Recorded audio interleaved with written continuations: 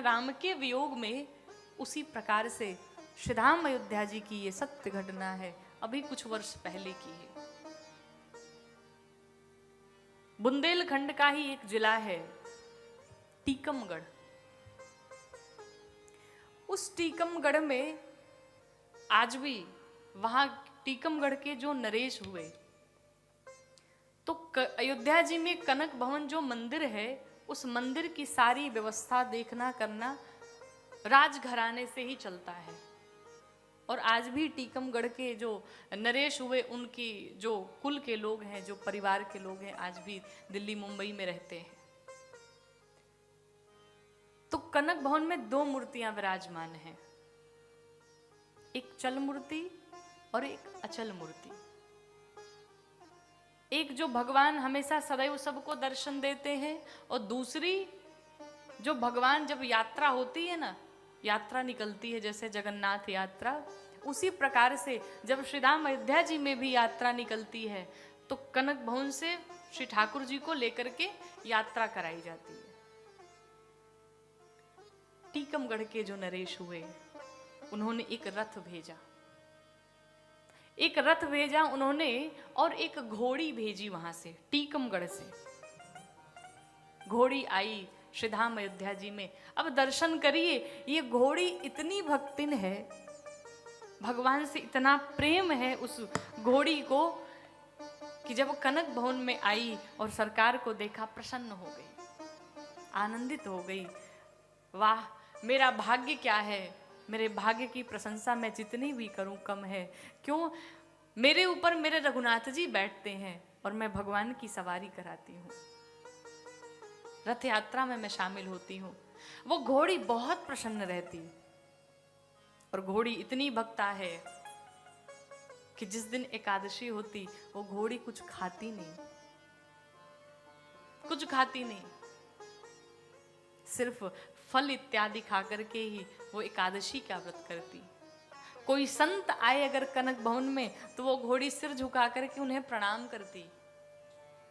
वो घोड़ी जब कनक भवन में सरकार की आरती हो जाती, तो आरती के पश्चात वो आरती ग्रहण करती, भगवान का बैठ करके वहीं भजन किया करती। आरती हो जाए तो खड़ी हो जाए। इतनी संस्कारी और इतनी भगवान की भक्ता। उसने पूरे जीवन रघुनाथ जी को अपने ऊपर बिठा करके सवारी कराई, सेवा की भगवान की, और सिर्फ भगवान से यही प्रार्थना करती थी, नाथ ऐसा संयोग बनाना कि मेरा शरीर अयोध्या में ही छूटे, मैं मरूं तो अयोध्या में ही मरूं। अब उस घोड़ी का जब आई थी, युवान थी, लेकिन अब वो घोड़ी वृद्ध हो गई, बूढ़ी हो गई। और जब बूढ़ी हो गई तो लोगों ने कहा, भाई अब तो ये बूढ़ी हो गई है, वृद्ध हो चुकी है, अब इसका कोई काम नहीं है। तो जो कनक भवन के मैनेजर थे, उन्होंने पत्रिका भिजवाई टीकमगढ़, कहा महाराज घोड़ी वृद्ध हो चुकी है और राजघराने की बात है, सारा देखभाल आप ही करते हैं, तो आप एक काम करिए, इस वृद्ध घोड़ी को लेते जाइए और एक नई घोड़ी वापस भेज दीजिए। ये बात जब पहुंची महाराज के पास, उन्होंने सारी व्यवस्था करा दी और कहा, देखो ट्रस्ट के ही खर्चे से जो यहाँ से अयोध्या से झांसी जो ट्रेन जाती है, उसी ट्रेन में एक डिब्बा जुड़वा देना, जिस डिब्बे में उस घोड़ी को बिठा देना, और झांसी पहुंचने के बाद हम अपने जो भी हमारी व्यवस्थाएं होंगी, हम उसे ले लेंगे वापस और नई घोड़ी हम भिजवा देंगे। ट्रस्ट के ही खर्चे से ये सारी पूरी तैयारियां कर ली गई। और वो घोड़ी इतनी भक्ता थी कि सभी संतों ने मिलकर के उस घोड़ी का नाम रख दिया श्यामाजू। उस घोड़ी को सब बड़े प्यार से, दुलार से श्यामाजू कह करके बुलाते। घोड़ी को पता चल गया कि अब मुझे अयोध्या में नहीं रहना है, अब मुझे यहां से लोग ले जाएंगे। आपको बताऊं, उस घोड़ी ने 3 दिन पहले ही खाना पीना सब छोड़ दिया। अब मुझे लोग ले जाएंगे, मैं वृद्ध हो चुकी हूँ, जीवन भर मैंने अपने रघुनाथ जी की सेवा की और आज मैं बूढ़ी हो गई, तो लोग मुझे यहाँ रहने नहीं दे रहे, लोग मुझे यहाँ से ले जा रहे हैं। हे रघुनाथ जी, क्या मेरे सेवा में कोई कमी रह गई थी? प्रभु, मेरी एक ही हार्दिक इच्छा थी कि मेरे रघुनाथ जी के श्री चरणों में ही मेरा ये शरीर छूटे, लेकिन हमने सुना है कि अब मुझे लोग ले जाएंगे यहाँ से।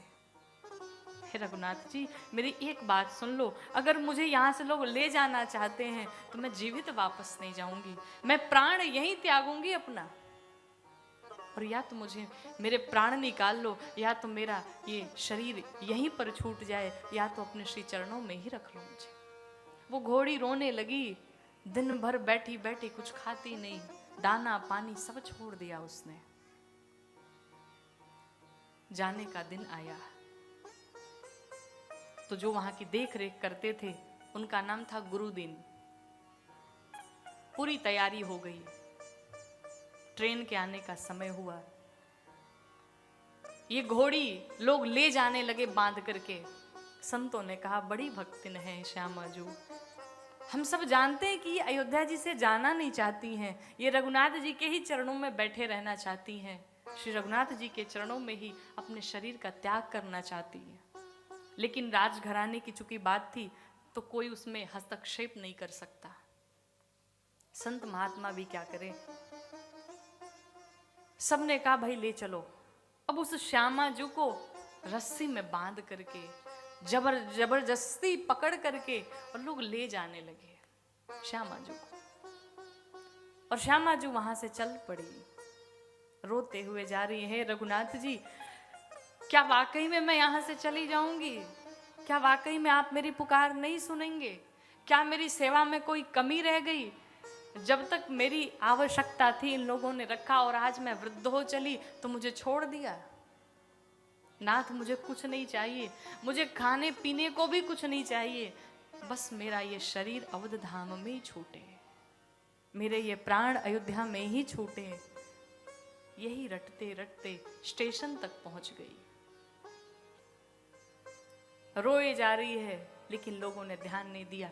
संतों ने कहा, भाई एक बार देख लो, एक काम करो, नई घोड़ी को वापस भले मंगा लो, लेकिन श्यामा जी को अयोध्या से न भेजो। लोगों ने कहा कि एक दिन की बात है, ये सुबह पहुंच जाएगी टीकमगढ़। और आपको बताओ, ट्रेन आई रात्रि के समय, ट्रेन तो आई महाराज, लेकिन जिस डिब्बे में श्यामा जी को जाना था, जब डिब्बे में रख दिया गया, दरवाजा बंद कर दिया गया, लॉक कर दिया गया, सभी निश्चिंत हो गए कि अब तो श्यामा जी चली गई। और उस डिब्बे में बैठी बैठी श्यामा जी रो रही हैं। एक शव की जिस प्रकार से स्थिति होती है, एक मुर्दे की जिस प्रकार से स्थिति होती है, ठीक उस प्रकार से आज श्यामा जी की स्थिति हो गई। पूज्य श्री प्रातः स्मरणीय राजेश्वरानंद जी महाराज इस चरित्र को बड़ा अद्भुत बोलते थे। उन्होंने लिखा कि मुर्दे की तरह है,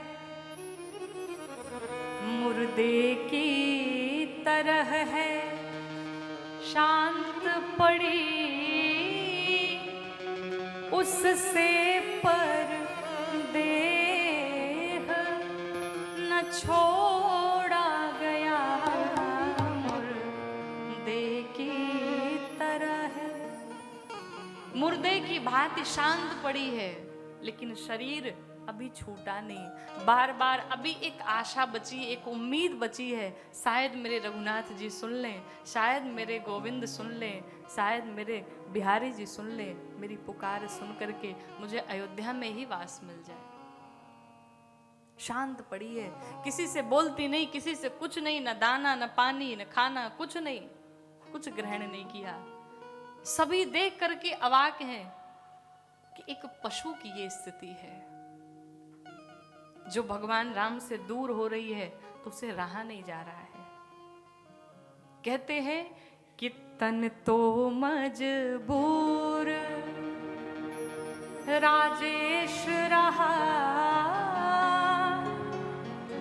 तन तो मजबूर राजेश रहा, मन को नहीं भावों से जो